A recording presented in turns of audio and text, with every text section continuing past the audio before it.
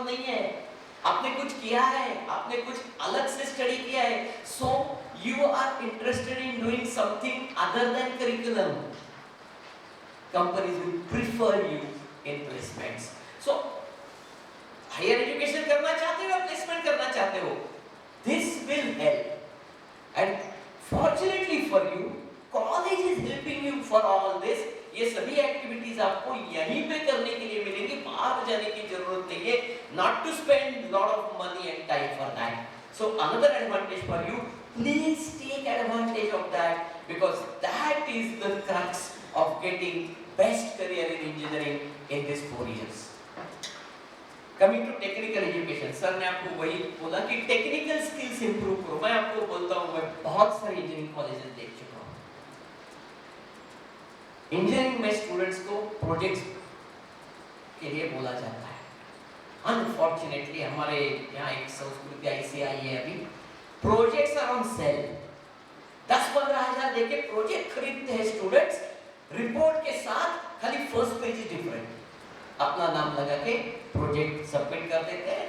Ultimately university will accept it, उनको कुछ फर्क नहीं पड़ेगा, but you will be at loss.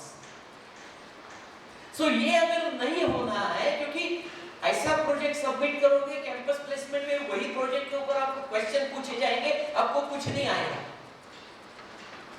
अगर अच्छा प्लेसमेंट चाहते हो, आगे कुछ अच्छा स्टडी करना चाहते हो, तो टेक्निकली साउंड होना जरूरी है।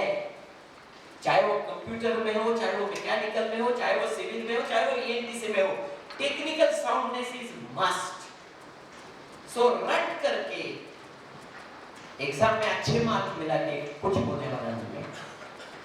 अभी तो ऑनलाइन एग्जाम चल रहा है, ऑनलाइन एग्जाम में इतना कॉपी किया है स्टूडेंट्स ने, I don't know why they have done this in order to get good marks.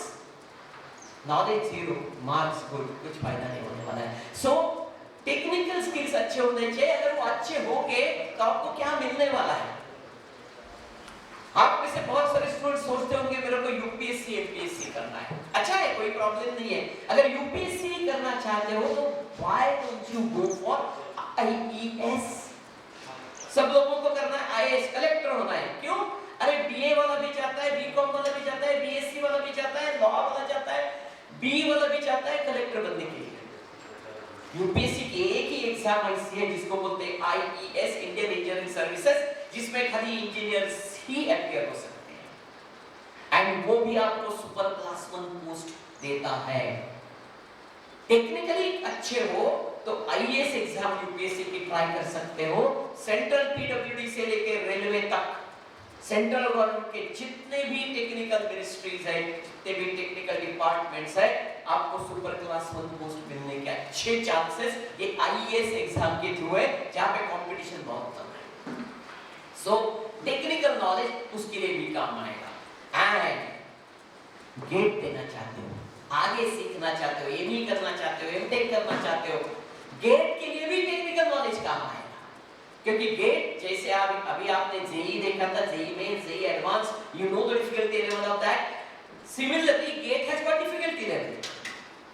अगर ये करना चाहते हो तो पहले से ही टेक्निकल के साथ का बहुत साउंड होना चाहिए। So you will get good marks in GATE, so you will get into good college for your post graduation, चाहे वो आईआईटीज हो, चाहे वो एनआईटीज हो, ऐसे अच्छे कॉलेजेस में आपको पोस्ट ग्रेजुएशन करने के चांसेस मिलेंगे।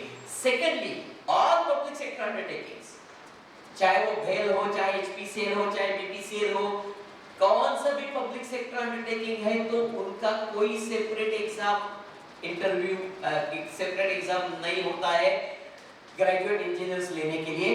दे are relying on GATE score. So public sector में अगर एम्प्लॉयमेंट के लिए जाना चाहते हो बीई के बाद, तो भी आपको गेट देनी पड़ेगी। और गेट ऐसा सोचते हैं लोग कि लास्ट ईयर में करेंगे ना, उसमें क्या है, ऐसा नहीं हो सकता। पहले से टेक्निकल बेस अच्छा होगा तो लास्ट ईयर में उसके ऊपर ज्यादा एफर्ट देके गेट में अच्छा स्कोर ला सकते हो। सो प्लानिंग कंप्लीट 4 साल का प्लानिंग करना पड़ेगा। सेकंड ईयर में other things like soft skills and foreign languages, third year में GRE TOEFL, because for going abroad especially in US you have to have good score in GRE TOEFL, and that should be done in third year so that you will get fourth year for actually applying for universities and getting admission in the universities. So third year dedicated to GRE TOEFL, and then fourth year dedicated for either GATE, or if you are thinking of getting out of engineering and going in for MBA, then CAT, CMAT or such MBA entrance exams.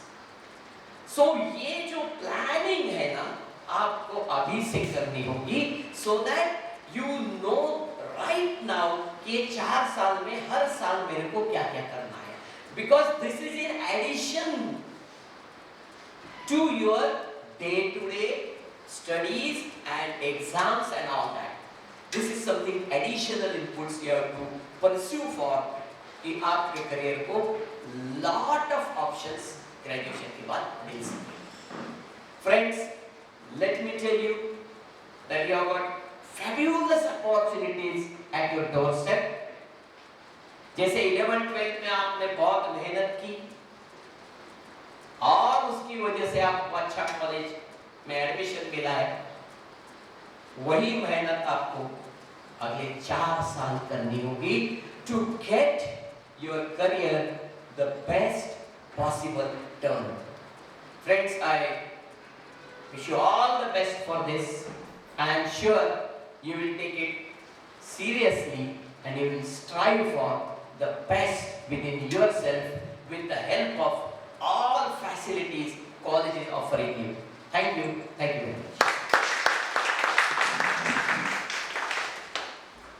Thank you very much, sir. Your thought-provoking address has set a perfect platform for our college. The greatest leader is not necessarily the one who does the greatest things. He is the one who gets the people to do the greatest things. A leader is the one who knows the way, goes the way, and shows the way. I would like to call our principal, Dr. H.U. Tiwari sir, to please deliver his speech.